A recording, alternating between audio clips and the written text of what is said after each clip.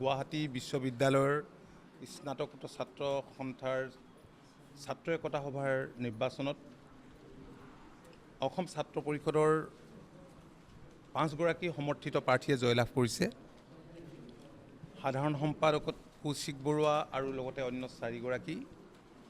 আজি তেওঁলোকক আমি অভিনন্দন যাচিলোঁ, তেওঁলোকলৈ শুভেচ্ছা জনাইছোঁ।